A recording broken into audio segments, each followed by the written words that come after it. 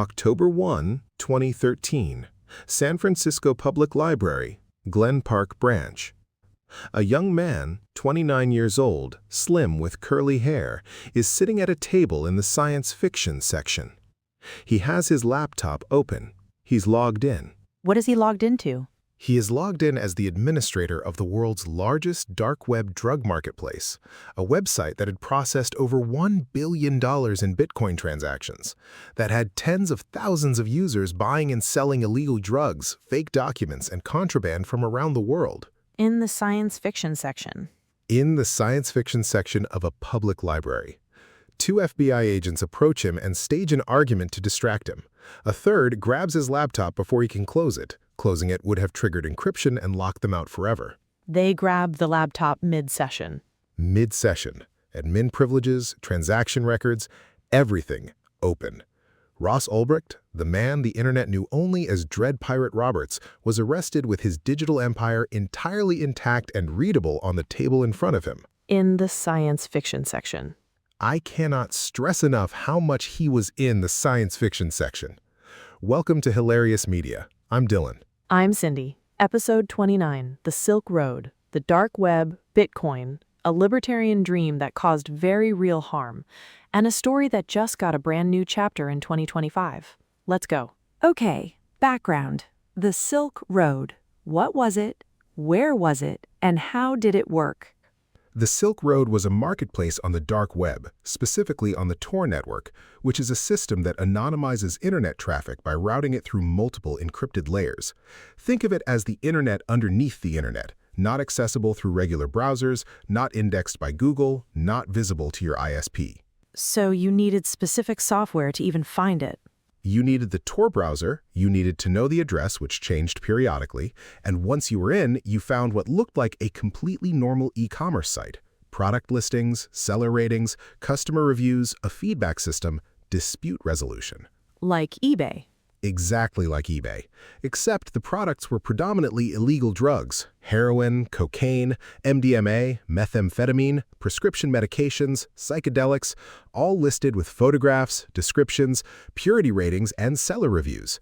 5 stars, product arrived well packaged, high quality, would buy again, for heroin. For heroin. For heroin. And the currency was Bitcoin.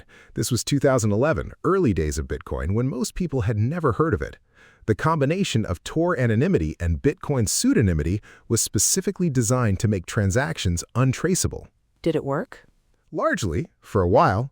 The Silk Road operated for about 2.5 years before the FBI shut it down. In that time, it processed somewhere between $9.5 million and $1.2 billion in transactions, depending on how you calculate Bitcoin values. It had over 10,000 product listings at its peak. It was described by the DEA as the most sophisticated criminal marketplace ever built. And behind it all, one guy. One guy with a physics degree from the University of Texas, a background in materials science, and a deeply held libertarian philosophy about free markets and individual sovereignty. Ross Ulbricht. Who was he before the Silk Road? Ross William Ulbricht. Born March 27, 1984 in Austin, Texas. By all accounts, a bright, idealistic, genuinely curious young man. He studied physics at the University of Texas at Dallas, then got a master's degree in materials science from Penn State. He was interested in economics, specifically Austrian economics and libertarian theory, and by his mid-20s, he had developed a fairly coherent worldview that free markets, free from government interference, were the most ethical and efficient way to organize human exchange. And he applied that worldview to drug trafficking. He applied that worldview to everything. His journal entries, which were recovered and became evidence, show that he genuinely believed he was building something significant, a libertarian free market where consenting adults could transact freely without the state interfering. He wrote about wanting to create economic freedom and give people control over their own choices. Which is an interesting philosophical position that completely ignores the part where people were buying heroin. It ignores the part where people were buying heroin and also the part where the drugs sold on the platform contributed to overdose deaths, which is the piece of the ideology that falls apart immediately when you apply it to reality. Consenting adults making free choices sounds compelling until one of those adults is 19 and dies of a fentanyl overdose from a product they bought on your platform. Did Ulbricht know people were dying? He knew drugs were being sold. He knew drugs kill people. Whether he engaged with the specific deaths that resulted from Silk Road transactions in any meaningful way is less clear. His philosophical framework let him keep a certain distance. He was providing a market. He wasn't making anyone buy anything, which is a very convenient framing that courts, entirely reasonably, didn't accept. And the name, Dread Pirate Roberts. From The Princess Bride, the character who is actually a succession of different people using the same fearsome name.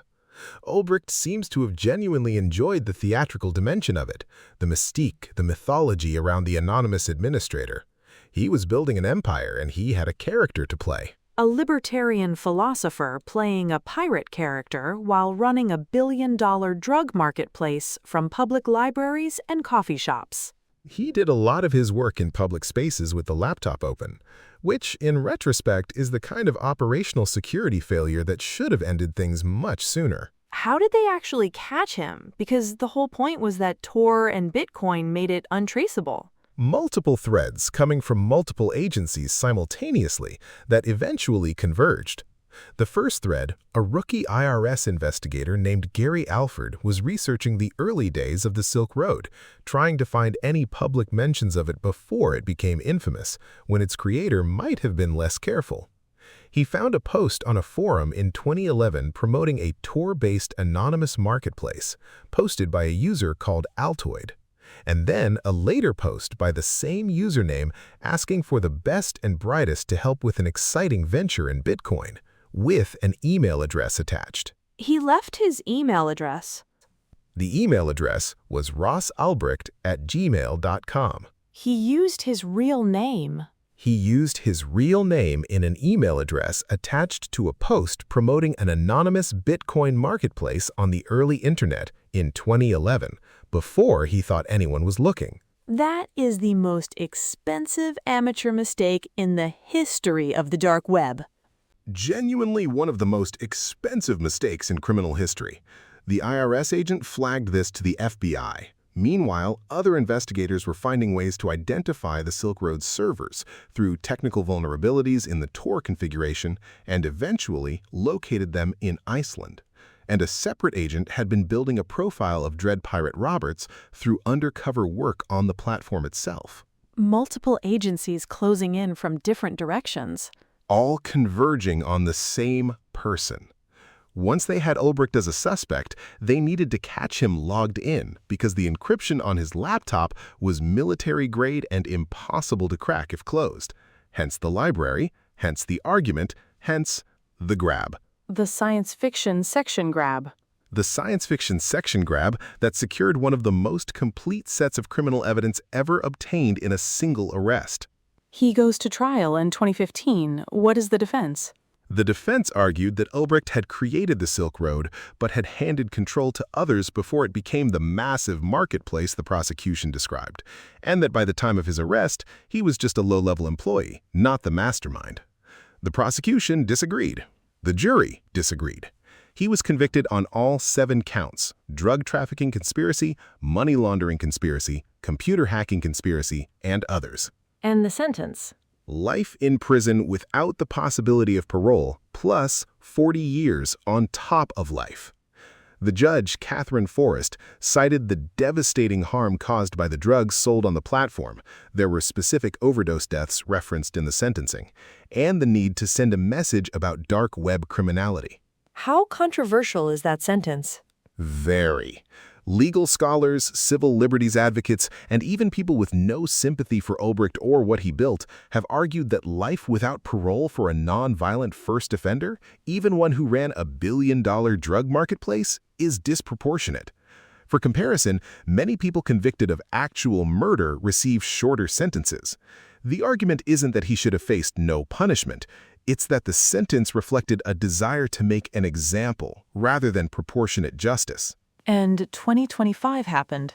January 2025. President Donald Trump, on his first day back in office, signed a commutation of Ross Ulbricht's sentence. Ulbricht was released from prison after serving approximately 11 years. How did that happen? Trump had promised during his 2024 campaign to free Ulbricht, a popular position in certain libertarian and crypto communities who had long advocated for his release. The commutation was politically significant and deeply controversial. Supporters celebrated it as a correction of an unjust sentence. Critics pointed out that the drugs sold on Silk Road killed people and that 11 years was a remarkably light consequence. Where does Ulbricht stand now? Free. 39 years old when released, 11 years in federal prison.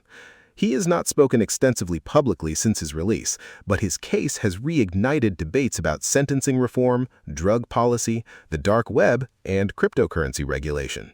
Okay, Ross Ulbricht, villain, victim of an unjust system, or both? Both, I think, and that's an uncomfortable answer.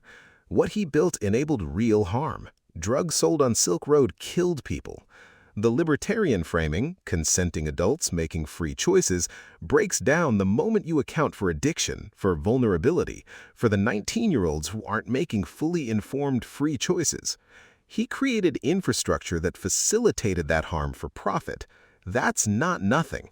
And yet, life without parole for someone with no prior criminal record who did not himself put a needle in anyone's arm is hard to defend as proportionate. The people who ran the cartels that supplied the drugs, the people who manufactured fentanyl in clandestine labs, they didn't get life. The disproportion is real. my honest position? I think the sentence was excessive, and I think the commutation was probably the right call on strictly legal grounds. I also think the libertarian ideology that drove the Silk Road is genuinely dangerous because it treats harm that happens downstream of your platform as not your problem. It is your problem. The harm was real. The harm was real, and the idealism didn't protect anyone from it. You can believe in free markets and individual sovereignty and still acknowledge that building infrastructure specifically designed to make drug trafficking easier and harder to trace has consequences you are responsible for. And the Bitcoin trail. The idea that cryptocurrency is untraceable turned out to be not quite right. Not quite right. The blockchain is permanent and public. Every Bitcoin transaction ever made is on the blockchain forever. The IRS and FBI have gotten remarkably good at blockchain analysis and have recovered hundreds of millions of dollars in Silk Road Bitcoin over the years, including $3.36 billion seized from a hacker who had stolen it from the Silk Road in 2021. The crypto is not as anonymous as anyone thought. $3.36 billion. Found in a popcorn tin in a single person's house, among other places. The Silk Road story keeps generating new chapters. Ross Ulbricht created the Silk Road in 2011, arrested 2013, convicted 2015, life sentence without parole, released January 2025 after commutation, one of the most debated figures in internet history. The Silk Road processed over $1 billion in drug transactions. The drugs sold on it were real drugs that went into real people's bodies. Some of those people died. They don't have names attached to the case the way murder victims do. They deserve acknowledgement anyway. The harm was real. The ideology that dismissed the harm was wrong. The sentence that tried to correct it may have been disproportionate. All three of those things can be true simultaneously. That's the most complicated outro we've ever done. It's a complicated case. Thank you for being here for episode 29.